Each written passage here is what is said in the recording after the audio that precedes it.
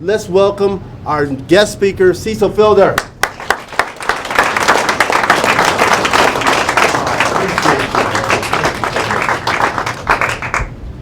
Sit down, you guys. How you doing? Please, please.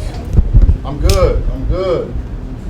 You know, Governor, we're going to have to schedule these in the wintertime. Is it okay if I move around? Okay, all right. Yeah, we got to come in the wintertime.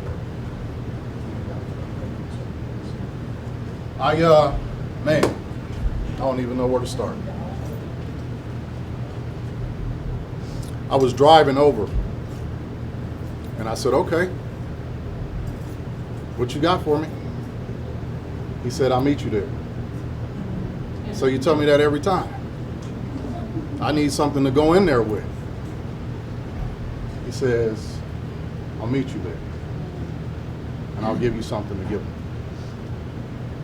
So it'll come to me as I give my brief introduction. My name is Cecil Fielder. I serve as a director of safety training and security for Keolis Transit America. Within our organization, we have approximately 750 men and women, supervisors, managers, mechanics. We cover the southern part of the Las Vegas Valley. We do approximately 40 million, service approximately 40 million passengers annually, and drive approximately 13 million miles here in Las Vegas. I am deeply humbled and honored to be here and to serve you on today. If I had to give you a topic, I hope you have something to write with, because I'm gonna drop some jewels along the way. If I had to give you guys a topic, I have 3 of them for you. We'll talk about the principles of planning positive change in your life, the principles of planning positive change in your life. We're going to talk about association. Association brings about assimilation. And then the third topic will close. What's your why? What's your why? So, those of you that have been here, how's it sound? Good? Okay. Those of you that have been here before, when I've given a talk, and by the way, I've been giving these talks for about 5 years now. I'm still trying to make my way back to a graduation. I'm working on it though, I'm working on John. I asked to be here today. I was generating momentum with John back in June, said, man, let me come and serve the Tuesday night huddle. So I have something custom fit and tailored just for you all today. Planning is instrumental. Most of you that have been through the class or are going through the class will work on your vivid vision. The vivid vision is key. It is. It allows you to project and to look out into your future and see what that looks like. What I like to do is an exercise on planning, because in order to support that vision, you have to have a plan. One more time. In order to support your vivid vision, you must have a plan of action. If you don't, your vision will never come to fruition, and that's key. That goes for our personal lives as well as business. Now, people tell us the plan, but they never tell us how to do it. Very simple technique. I'm gonna give it to you. I'm gonna give it to you. Governor, can you do something for me, please? In my briefcase, if I told you I had $250,000 in this briefcase, everybody would want it. Wouldn't? Tell the truth.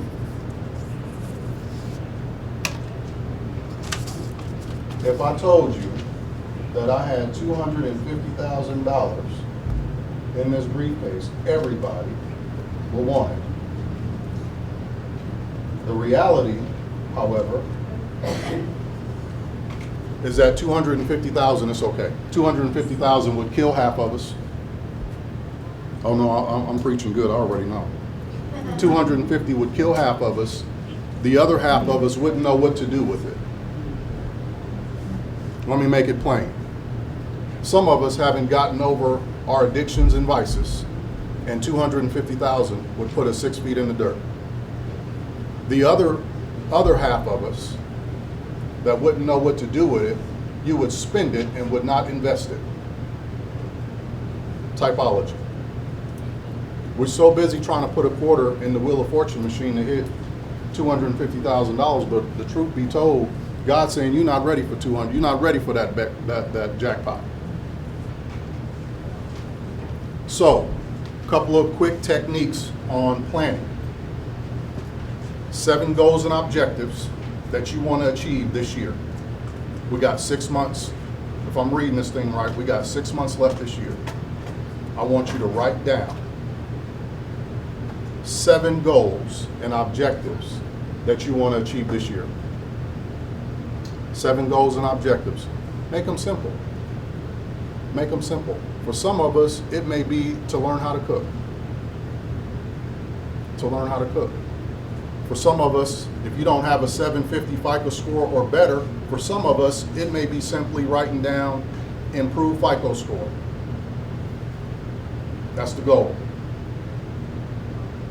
For some of us, it will be to improve our financial literacy.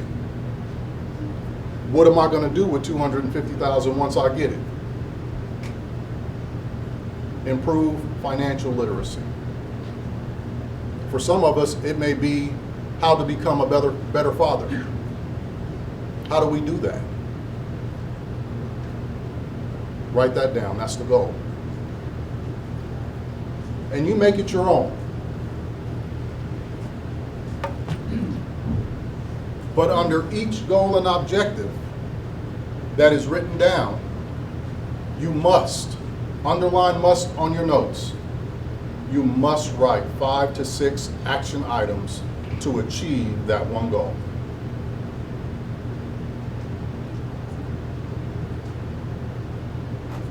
Under, let's take one for example. I always like to use the cooking as an example. And I'll give you a brief story. I came home about 3 years ago on a Wednesday around 6 o'clock, and my wife was cooking.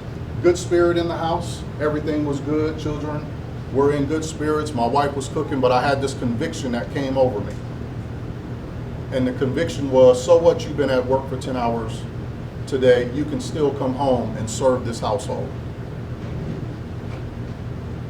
And so when we got the children settled down, bathed, fed, in bed, my wife climbed in bed. Around 9:30, I got up and sat at the head of the kitchen table. And I took out a blank sheet of paper out of my wife's copy machine.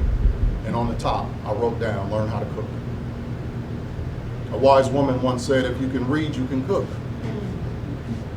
And so on the top of the paper, I wrote, learn how to cook, underlined it.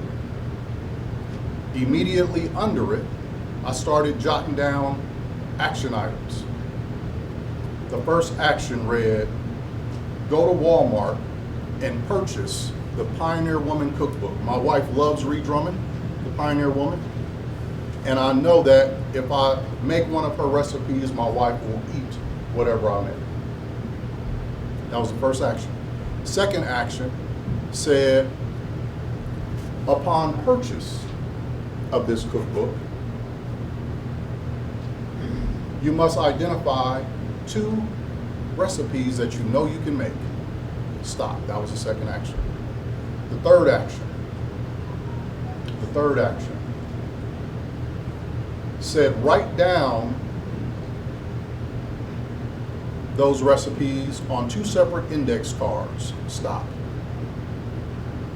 The next action read, when you go to the market, take the index cards and purchase those ingredients.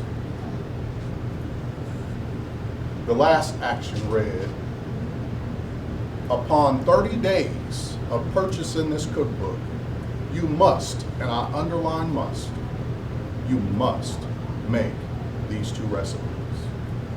I folded the piece of paper. I put it in the bookshelf. I didn't dare say anything to my wife. I'm smarter than that. And I climbed back into the bed. On Friday, guess where I was at? I was at Walmart. And just so happened, Reed Drummond had a brand new cookbook on sale for $19.99. I purchased that cookbook, made my way home, and when I got home, I took out my piece of paper, my copy paper, and I tucked it away inside the book and hid it in the bookshelf. The next morning, I got up at 6:30. I beat everybody in my house up. I sat at the head of my kitchen table, I opened up the book, and I identified 2 recipes quickly that I knew I could make. I wrote them down on the kids. I went to the kids' school supplies. I took 2 index cards and I wrote the ingredients down, the recipe really quick. Put it back in the book, put it back in the bookshelf. Around 11 o'clock, we made our way to the market. Everybody was in the car. I ran inside, I said, wait a second. Mommy, where's Daddy going? Ran inside, grabbed my 2 index cards, put them in my back pocket, came back out. All right, y'all, I'm ready. We got to the market, had my ingredients out. I'm getting my cilantro, my produce, making my purchases. When we got home, no better time than the present. No better time than the present. The first recipe I made, my wife loves Olive Garden. The first recipe I made was chicken parmesan, but I put a southern twist on it.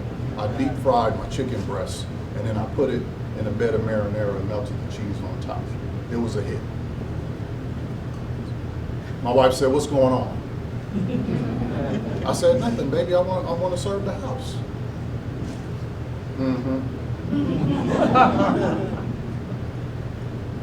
Wednesday came, around 10 o'clock. I called my wife. I said, baby, there's a package of chicken breasts in the freezer. I need you to take it out and put it in the sink. She said, hello? I said, hello, can you hear me? I said, baby, it's me. She says, I know something is wrong. I said, nothing is wrong, it's me. There's a package of chicken breast in the freezer. I need you to take it out, put it in the sink, let it thaw. I'll be there early so I can cook. I'm cooking tonight.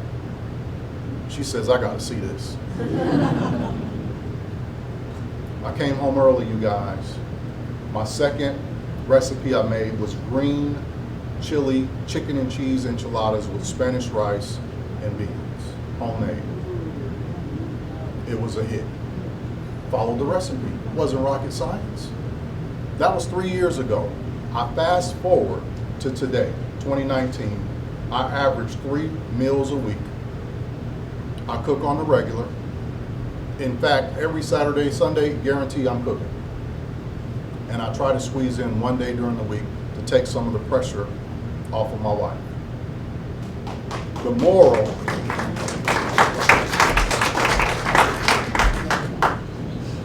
the undertone was that it started with me writing it down. Many of us want change, but we don't know how to get there. It's all about planning. It's all about planning. Success is guaranteed. One more time. Success is guaranteed. It's guaranteed by the manufacturer. He that created you. He guarantees your success. Who has a Mercedes-Benz in here? I don't want to put you on the spot, but I'm going to do it anyway. Who drives a Mercedes-Benz here? Drive a Mercedes-Benz. Do you pray in order to make that vehicle go? Okay, let me rephrase the question. I know you pray every day. But do you have to pray in order for that vehicle to move? Turn the key. Do you put orange juice in the gasoline tank? You put gasoline in the gas. Okay. All right. It's the same thing with our lives. It's all about principles. It's about laws, and if you follow the laws, it's guaranteed to work. It's in the manual. The owner's manual says, in this vehicle, you shall put 91 octane. Put 87 Arco, it may start pinging. But in this vehicle, you put 91 octane. The vehicle goes, follows the law. You don't put orange juice in the gas tank. It's the same thing for us. If you follow the principles and the techniques, success is guaranteed. Not maybe, it's guaranteed. But guess what? So is failure. If you don't plan, failure is guaranteed. You're going to be doing the same thing over and over again. The most frustrating thing is to give these talks when you can feel a spirit that people won't act on it. I'm giving you something better than a job. Many of you are looking for a job, but that's too easy. I'm giving you something better than a job. I'm giving you something that's going to keep on giving. They can fire you from a job. Many of you don't need a job. Some of you are entrepreneurs by spirit. It's not designed for you to work for somebody. Sure, you may have to do it for a little while, but I see many of you in the room that you have an entrepreneur spirit about you. You got to tap into that, and the only way you can do it is to sit down and plan your future. Oh, come on, somebody. You got to sit down and plan it. He's guaranteed to meet you there. You see, when you're obedient and you sit down and you start writing, the Spirit will meet you there, and before you know it, you'll start writing down things that weren't even on your conscious, but on your subconscious.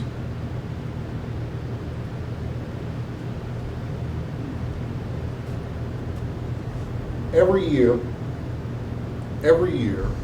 somewhere between Halloween and Thanksgiving, faithfully, every year, I write my personal action plan for the next year, and I write my business action plan for the next year, faithfully. By the time Thanksgiving hits and my family is sitting around watching a football game, I'm working, generating momentum for my action plan. So while they talking about what the score is, I'm already building momentum on what I'm getting ready to start executing for next year. What relationships?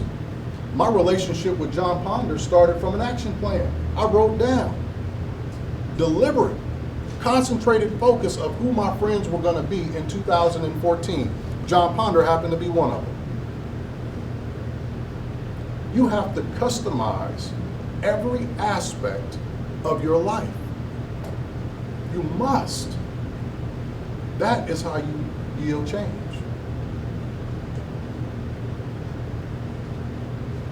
When you got a good action plan, it tells you where you should be and where you shouldn't be.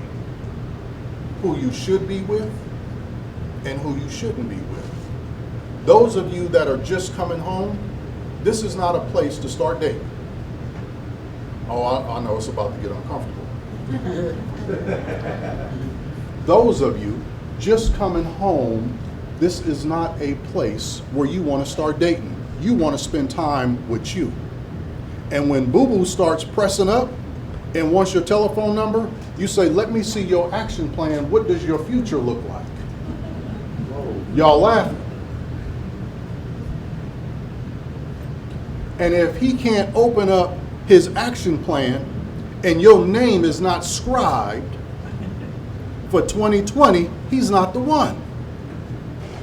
I'm sorry, boo-boo, but no thank you, not right now.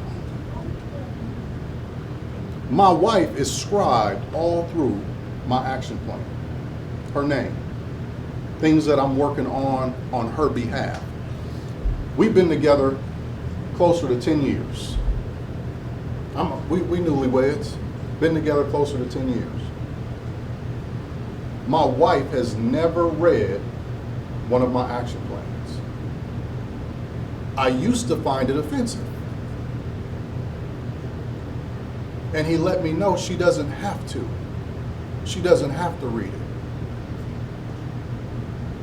As long as her name is scribed in your action plan, she don't need to read it. Oh, y'all missed that part.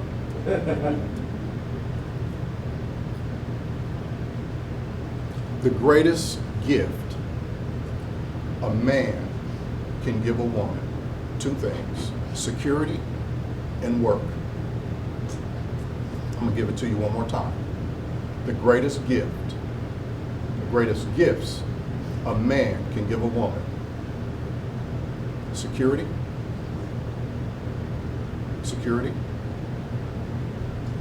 and work. Let me show you what that looks like. We're so busy trying to get Fendi and Prada and diamonds. That's not security to a woman. Security is, God forbid something happened to you, financially she can survive for 5 to 6 years following your death. That is security. Some form of financial stability. That's one. That's real security, not a car. That's a headache. You got to pay it every month. There's no value to it. Would you guys believe in 7 years I own a vehicle? My wife does. Her and the kids got a vehicle, but I don't have a vehicle titled to my name.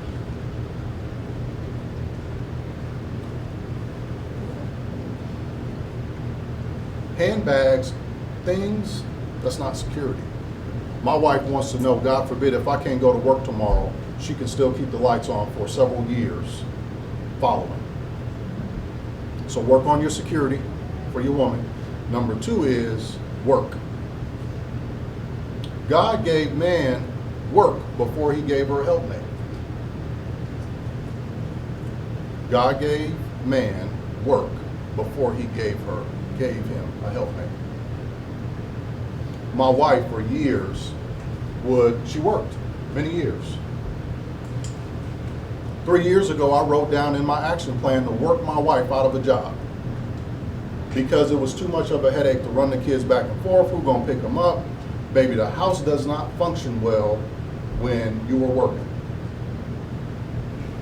But she had been working for so long that it was idle time. So I had to develop some form of work for her. So I said, you are gifted, you have a gift. My wife would make gift baskets every year for my staff, every year faithfully. It got to a place where she knew everybody's birthday, and I would wake up and there would be a gift basket on the counter. It's so-and-so's birthday on your staff, make sure I made them a basket, take it. And they loved it, big hit. I said, baby, you have a gift. Why don't you open up your own business? Instead of going to work for somebody, you can make it with whatever you want. That was several years, that was about 3 years ago. I wrote it down, worked my wife out of a job. Fast forward today, my wife is the CEO and founder of Gift Designs by Marlene. And she has her own business now. She works with local realtors. When they close on their homes, my wife designs gift baskets, and the gift basket is in the house as a gift to the buyer. Security and work. 2 greatest things we can get, but it starts with planning. The other topic I wanted to hit on, so do that homework assignment tonight, you guys. There's 6 months left in this year. You guys want $250,000, but I'm giving you the technique. I'm giving it to you, and that's the sad piece. You don't want to do the work. You got to work it. It's a process. But you'll get there. You want to know a secret about planning? Want to know a little secret? Plans generate habits. Plans over time generate habits. The difference between you and Oprah is not that she's smarter than you. She maximizes her time in her daily habits. I read an article once upon a time, Oprah reads over 100 and something books a year. It's part of it. It's part of her daily habits now. She maximizes her time. So you have to develop a plan that will eventually become a natural habit. It's like muscle reflex. You don't even think about it. This is what I do. I get up at 4:30. I get my exercise on. I do a little bit of meditation. I read one chapter in Proverbs, one chapter in Psalms. I get my day started. Boom, and now it's just muscle memory. This is what I do. And now you're on a program. That's the secret. But if you never sit down and start framing it up, you can never get into that area. Now, I told you, a good plan tells you where you should be and where you shouldn't be. Association brings about assimilation. Association brings about assimilation. It is a fancy word for saying you are the company that you keep.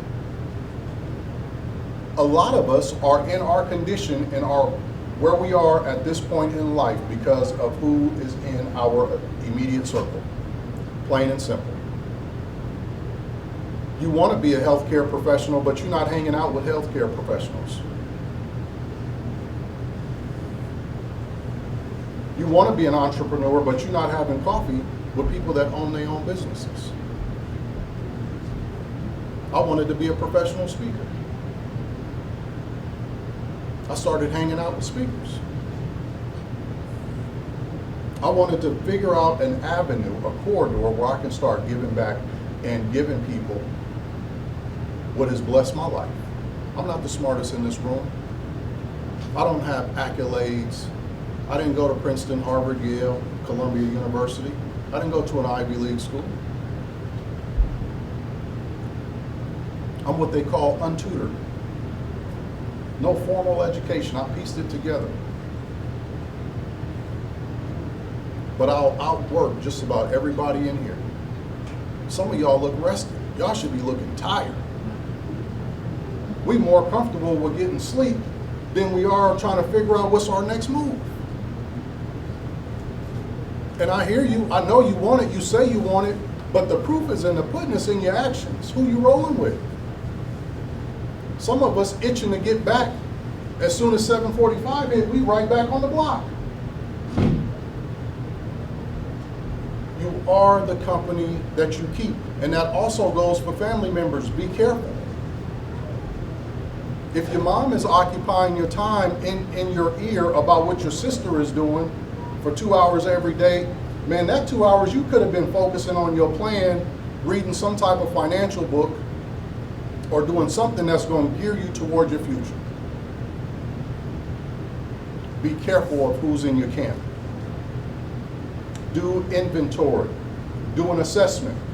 If they are not helping you propel forward to get to the next level, you got to cut that off. Some of y'all need to go ahead and cancel your phone bill. Y'all laughing. Some of y'all just need to get a whole new phone. Been having the same numbers for years. It's not working for you. Go through your contacts. If they ain't sending you, I know ain't a word. If they ain't sending you in a direction in which you should go, man, delete them.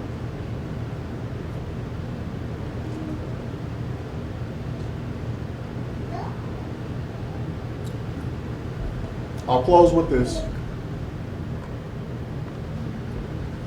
And it's hard. It's easier said than done to shake them relationships. I know. I know it is.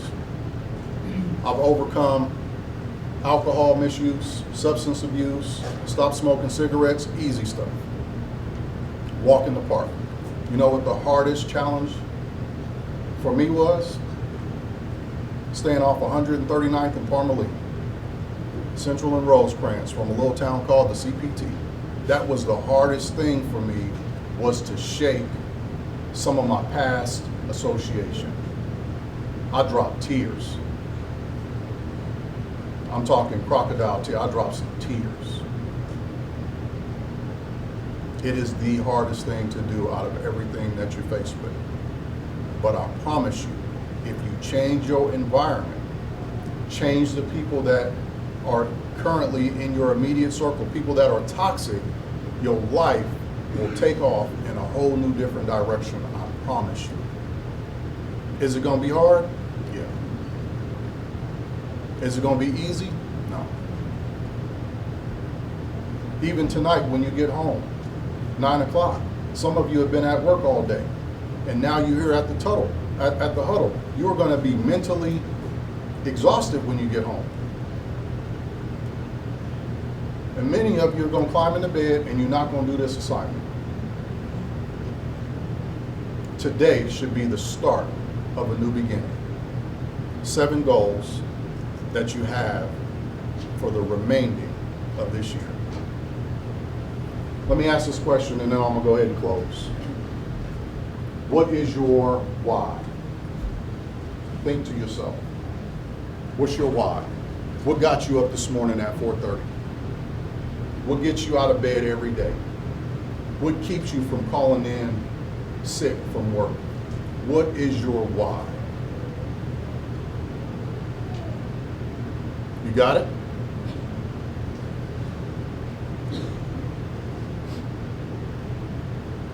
About 8 months or so ago, one of my staff came to me on a Friday evening around 4:30. We were getting ready to be done for the day. She says, Commander, my wife, my daughter has what's called Motivational Mondays. She's in the medical field. She says, maybe you should do some research on Motivational Mondays and maybe we should have Motivational Mondays. I said, what does that look like? She says, I don't know, but maybe you can do some research. I think it'd be a good idea for us to implement something like that. So it's 4:30. I go back to my office, I close the door, and her request gave me insight into her psyche. She was the only one bold enough to push the request forward.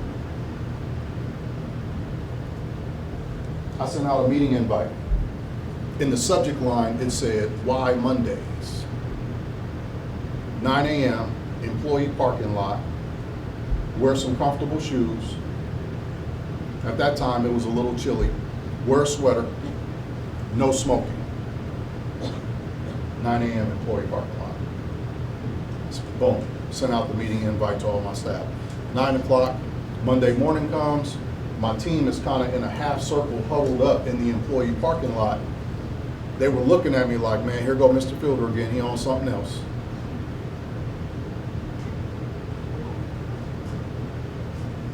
I said, good morning, y'all. It's Why Monday. They kind of rolled their eyes, here we go. I said, we're gonna go on a 1-mile walk this morning. During this walk, I want you to tell me what's your why. What got you up this morning at 4:30? What makes you come to work day in and day out? What is your why? As we walk, I want you to just blurt out as a group, blurt out to me what your whys are. So we started walking, first 900 feet, nobody said nothing. All of a sudden, somebody from the back of the pack said, my children. I said, amen. Next, somebody said, my parents. I said, okay, now you're talking. Somebody else said, my bills. And so this carried on. We got to the half-mile marker. I said, okay, you guys, it's a half mile. We're gonna start working back. I want you to continue with this exercise. Keep telling me your whys. And so it continued. We got about a 1/4 mile from the starting point. And somebody said, Commander, what's your why? I said, oh, I thought you never asked. I stopped the group. I formed them in a half circle. I said, what's the wealthiest place here in Las Vegas? And so I'll ask you, what's the wealthiest place here in Las Vegas? Casino. Who said casino? Yep. Which casino? Bellagio? Okay. MGM? What about Caesar's Palace? Wynn? What about the Palms? What about the casinos in downtown? They've been here a long time. A lot of money. Huh? Golden Nugget? Now you're talking. Las Vegas Boulevard in Owens. Wealthiest place in Las Vegas. Some would say Catholic Charities, Skid Row. I'm saying across the street. Cemetery. Wealthiest place in Las Vegas. So many hopes, dreams, visions, ideas for a promising future dead in the dirt. Children books never written, music never composed, businesses never opened, dead in the dirt. Las Vegas Boulevard in Owens stands true to be the wealthiest place here in Las Vegas. And so for me, my why is my death. We serve an infinite God that put us in a capsule called time. I'm not afraid to die. I'm afraid to die before people see who I truly am. And so for me, my why is my death. Sure, children can be our motivation, part of our why, but they'll also let you down. You gotta have something that's non-shakable. Children will make bad choices, bad decisions, unfortunately. You gotta have a why that's to your core, that's unshakable. What are you doing with your time? And so for me, that is my why. Am I maximizing my time? Am I pouring out?